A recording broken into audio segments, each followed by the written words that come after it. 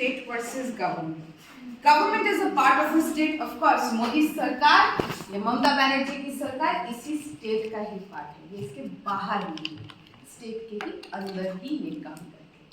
Similarly, state এর মধ্যে একটা টেরিটরি, এই যে সেম এলিমেন্টস এর কথা হলো, যেমন গভর্নমেন্টের কথা বললাম, পপুলেশনের কথা বললাম, সভরেনিটি. সেকেন্ড পয়েন্ট যেটা হলো স্টেট পজেসেস অরিজিনাল পাওয়ার্স, মানে সব দায়িত্ব সব ক্ষমতা মোদি সরকারের কাছে আছে, রাইট? কিন্তু এই কাজগুলো কি করবে? Finally the Narendra Modi government or the central government. Third, state is something that lives on forever. Bharat माँ या हिंदुस्तान कभी नहीं जाएगा, ये सारी जिंदगी रहेगा, राइट? किंतु सरकार पलटती रहती है, राइट? सरकार आएगी, सरकार जाएगी, पर ये देश हमेशा रहेगा.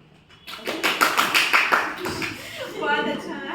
Fourth, state is an abstract in a sense that it lives all together. It is a complete thing for that matter.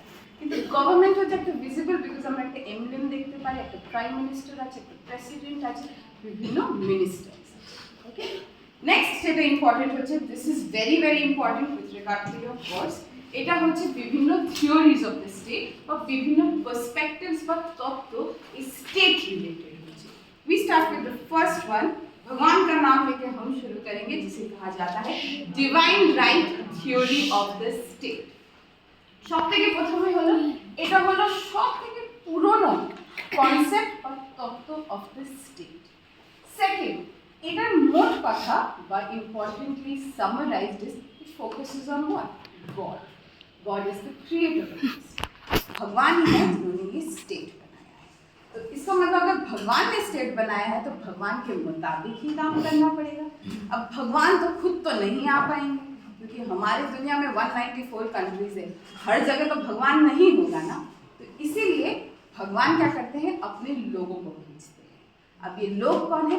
राजा रानी, दैट इज द किंग और द क्वीन, प्रिंसेस और द प्रिंस.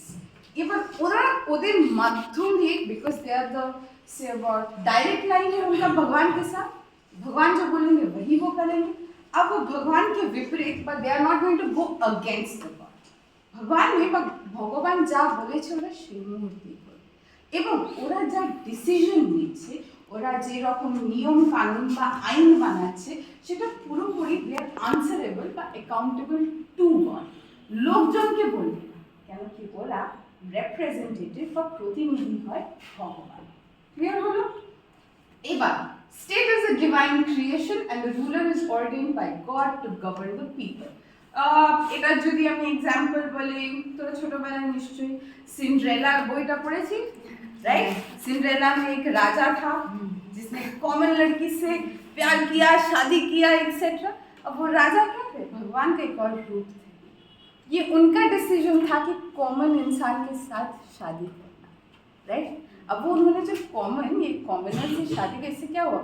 थोड़ा फ्रेंडशिप बढ़ा, लोगों में विश्वास आया कि ज़रूरी नहीं है जिसके पास रॉयल ब्लड है वही सरकार बनाएगा या फिर वही देश चलाएगा, राइट?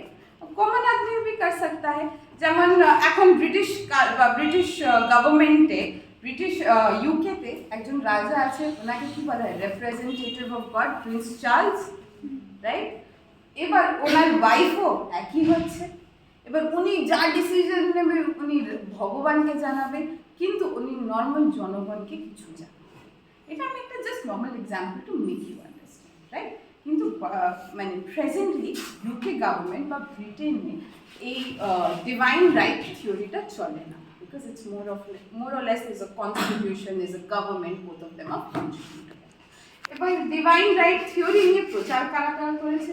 প্রথমে হলো Hegel, great person, who spoke about state is basically march of God on earth. ভগবান এটার উপরে হাঁটে বা কাজ করে. Next hello Bible, of course religious text है, जहाँ पे रिलीजन होगा वहाँ भगवान होगा. फिर उसके बाद बाइबल का ओल्ड टेस्टामेंट में बताया जाता है जैसे एडम और Eve, they were the first people, they have been creating the entire state. Next हलो मनु, अगेन এটা একটা Hindu very important Hindu text হচ্ছে. शांति पर्व, Mahabharat, Kaurava Pandav, the same thing that entire Indraprastha में कैसे वो भगवान का ही एक और रूप थे, right? Next, going to this next slide, that is the force theory of this state. Force theory মানে কি হলো, জোর জবরদস্তি কবি हम স্টেট বানাতে हैं, ঠিক আছে? ভগবানের একটা রূপ হয়ে গেল। এবার নেক্সট যেটা আমরা করছি force. The origin of the state and its development is based on the force. Force is used by the strong over the weak and the consequent control over the weak. मतलब जबरदस्ती state बनाना। ये जबरदस्ती कैसे बनता है? যখন কেউ powerful, somebody who is more stronger, more শক্তিশালী, more প্রভাবশালী, that person can go and form or establish a state. সবসময় মনে রাখবি যে পাওয়ারফুল হবে, যে ফিজিক্যাল ফোর্স অ্যাপ্লাই করতে পারে, সে স্টেট বানাতে পারে।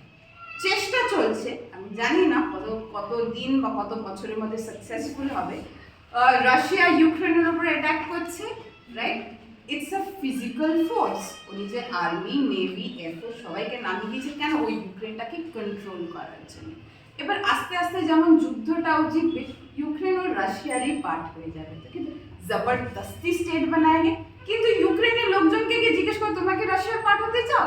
না, because everybody wants to B independent. এখানে কি হয়? Russia is forcing himself or herself on that country. Physical, এখানে মনে রাখবে শারীরিক বা কোনো রকমের ভায়োলেন্স খুব ইম্পর্টেন্ট হয়ে যায় কোনো একটা জায়গাকে দখল করার জন্য।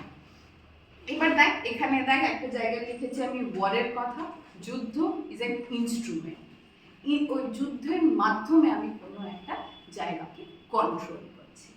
এবার এটা যেমন কয়েকটা এক্সাম্পল দিলাম। ব্রান্ডস্টিলি একজন ছিলেন, এবং যে দুটো ওয়ার্ল্ড ওয়ারের কথা, ওয়ার্ল্ড ওয়ার 1 আর ওয়ার্ল্ড ওয়ার 2, কত জায়গা আমরা অকিউপাই করেছি। ওয়েস্টার্ন ইউরোপ একটা এক্সাম্পল ছিল, জার্মানিকে দুটো ভাগে করা হয়ে গেল, একদিকে ইউএসএসআর, একদিকে ইউএসএ। সিমিলারলি ভিয়েতনাম ছিল, কোরিয়া ছিল, বিভিন্ন দেশগুলোকে জবরদস্তি কন্ট্রোল করা হতো। Okay, third theory, evolutionary theory of the state. কিভাবে স্টেটটা উদ্ভব? Evolutionary theory tells about how state was formed as a result of different social circumstances and also reaches its present form and process of evolution. Basically হচ্ছে যে এই স্টেটটা, evolutionary থিওরিটা কি করে আর্কিউ করে যে একটা স্টেট তৈরি হয়েছে। সেটা হতে পারে কয়েকটা জাতি বা কয়েকটা ট্রাইব মিলে, কয়েকটা ক্লাস মিলে, কয়েকটা কাস্ট মিলে। যেমন অনেক বছর আগে আমরা বলতাম আমাদের এই দেশটা আরিয়ানসরা বানিয়েছে। Aryan's become what? একটা জাত বা একটা কাস্ট হয়ে যায়। সিমিলারলি অনেক লোক যেমন মোহাম্মদ আলী জিন্না বলতো যে আমি দুটো দেশ বানাবো, একটা হিন্দুদের জন্য একটা মুসলিমদের। The state is been created on the basis of what? Religion. এটা কি হয়? এভলিউশন। সিমিলারলি এমনি অনেক দেশ আছে যেখানে শুধুমাত্র ক্রিশ্চিয়ানসরাই থাকে।